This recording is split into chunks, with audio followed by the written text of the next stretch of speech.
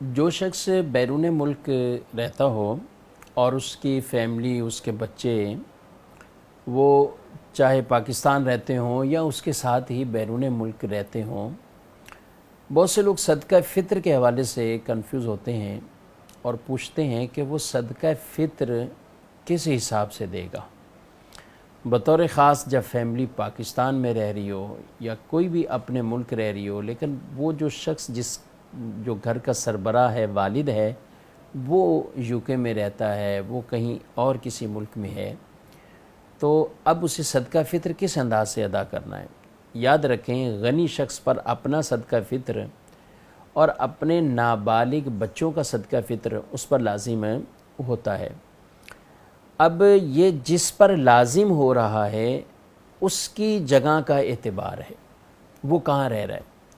वो अगर पाकिस्तान में है तो पाकिस्तान के हिसाब से देगा, वो अगर यूके में रह रहा है, अगरचे आर्जी तौर पर इस वक्त यूके में है, तो अब जिस पर वाजिब है उसको अपने उस इलाके और अपनी उस जगह मकान के एतबार से सदका फ़ित्र वो अदा करना है। लिहाजा वो शख्स जो यूके में है और उसके बच्चे पाकिस्तान में हैं, तो अब वो इन नाबालिग बच्चों का भी वो फ़ितरा अपने यूके के एतबार से अदा करेगा।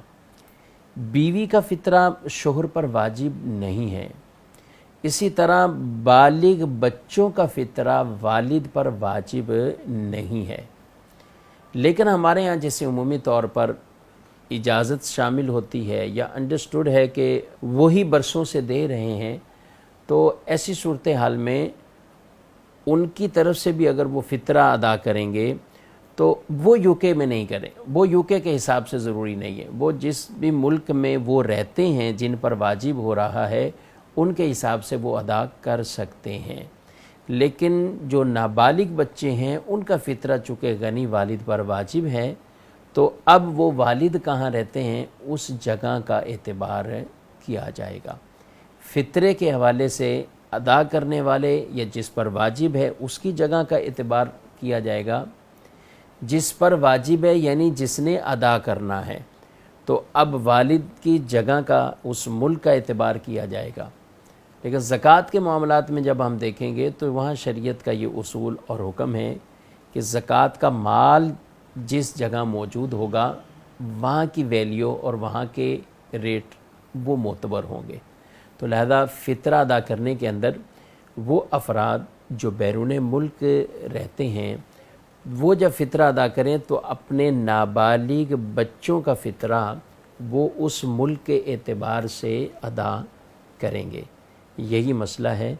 और फ़ितरा जब भी बीवी की तरफ से शोहर दे या ज़कात का मामला हो तो इसमें यह ज़रूरी है कि उससे इजाज़त ले ली जाए या कम अज़ कम दलालतन इजाज़त साबित हो, यानी अंडरस्टूड हो कि साल बसाल वही देते हैं, तो यूँ भी वो फ़ितरा या ज़कात ये अदा हो जाएगी।